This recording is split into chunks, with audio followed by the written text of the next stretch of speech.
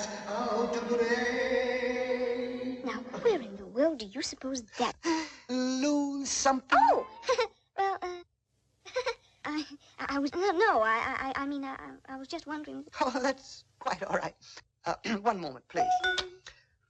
Ooh.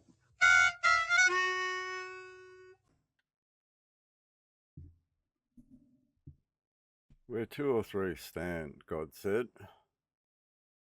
What does that actually mean? Because there is a little bit more than a belief. There is actually a physical creation out of the blessing of Almighty God that would have you believe because you can see it. And it's in that creation that allows you this divine right among international waters. It's understanding this right that displays and demonstrates what occupies and administers your country. It is in understanding this very core blessing of Almighty God that you will start to understand and see exactly who you are as a people, undeniable, and in return, that loyalty will appear because it's undeniable. The liberty that will come along with comprehending these things will be demonstrated by going back in time. If you talk to the older people in your society, and we're talking the 75 plus now, as these peacekeepers have been here for 75 years, you'll start to comprehend that there was always a law. It was just whose hand it was at. And in that law was found liberty, the liberty of God. And what you'll find is that the police have impacted your society in a way that is designed to collect revenue for the state so that the state can pay off what would be considered international monetary loans. These stem from old war debts wherein the country has never seen in its true form its own sovereignty. It has been managed by exterior forces, whether it be the motherland or in return the motherland as a nanny banker. There is a larger curial problem that stems from this United Kingdom of Great Britain and Ireland seeing a fracture post-World War One. But in return, that sets in motion something here in the Commonwealth of Australia post-World War One that can't be denied. And that constitution was sealed under the blessing of Almighty God in July 1900. And that Commonwealth inaugurated on the 1st of January 1901. So its very existence and its very starting up is very well known information. That blessing from Almighty God allowed for those things to occur in the first place. What then allowed that to exist proper on international waters was then the defense of it.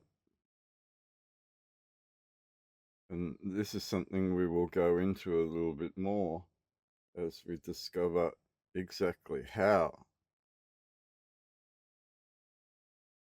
It is in that sacrifice of defending what was created that gave it its standing in international waters. There has been a flex of sovereign position around the world, opening your eyes to something that you've been asleep to for 70 plus years.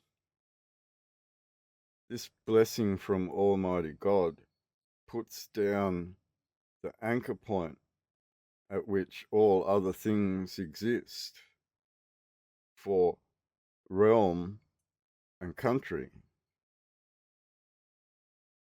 It is then therefore defended by the men of that country so that it becomes an impenetrable land wherein you retain or subdue your sovereignty.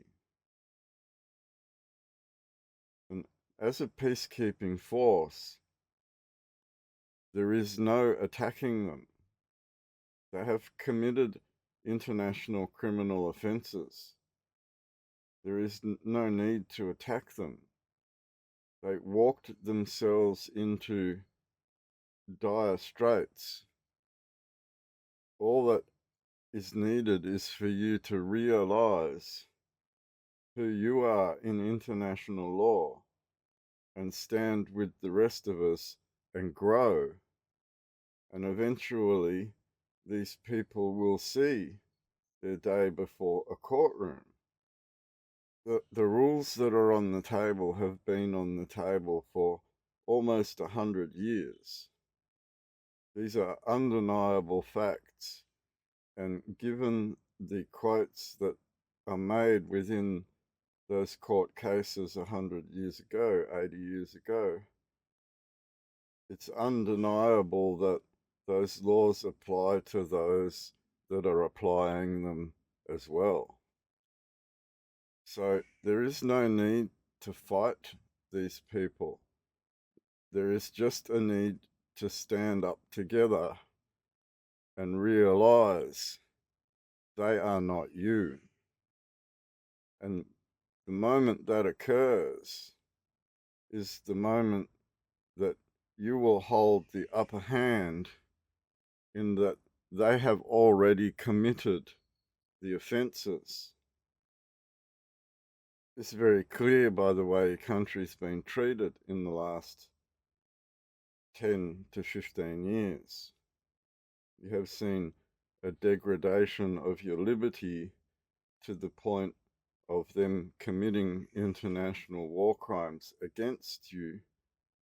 But you need to realize who you are in that equation to be able to point the finger and say, hey, other side, you have just committed offenses going against international humanitarian law and the laws of armed conflict.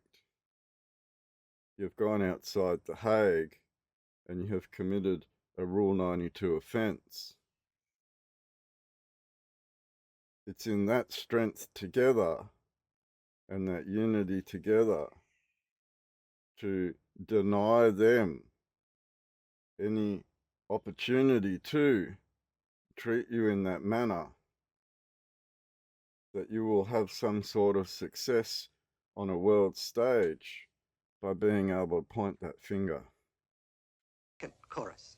It was brilliant, and the slithy toves did the gyre and the gimble in the wave. Why, you're a cat. A Cheshire cat, all a mimsy, o'er the border goes. Oh, wait. Don't go, please. Very well. Third chorus. Oh, no. Thank you, but I just wanted to ask you which way I ought to go. Well, that depends on where you want to get to. Oh, it really doesn't matter. As long as I can... Then it really doesn't matter which way you go.